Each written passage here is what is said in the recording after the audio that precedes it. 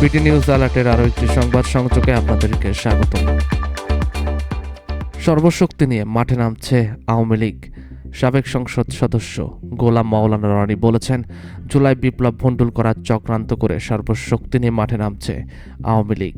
সম্প্রতি নিজের ইউটিউব চ্যানেলে দেওয়া এক বিশ্লেষণে এসব কথা বলেন তিনি। গোলাম মাওলানা রনি বলেন, স্বাধীন বাংলাদেশের ইতিহাসে 2024 সালের জুলাই আগস্টের গণ অভ্যুত্থান ইতিহাসের একটি মাইল ফলক। বাংলাদেশের অতীত ইতিহাসে কখনো এত বড় বিপ্লব বা গণ অভ্যুত্থান হয়নি।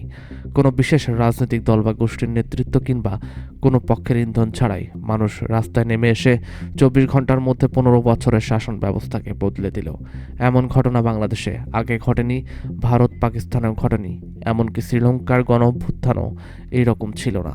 তিনি বলেন, বাংলাদেশের ইতিহাসে এই প্রথম একজন সরকার প্রধান দেশ ছেড়ে চলে যেতে বাধ্য হলেন। এরপরে আমরা ভেবেছিলাম এবার কিছু একটা হবে, কিন্তু দেখছি সবকিছু তছনছ হয়ে গেছে।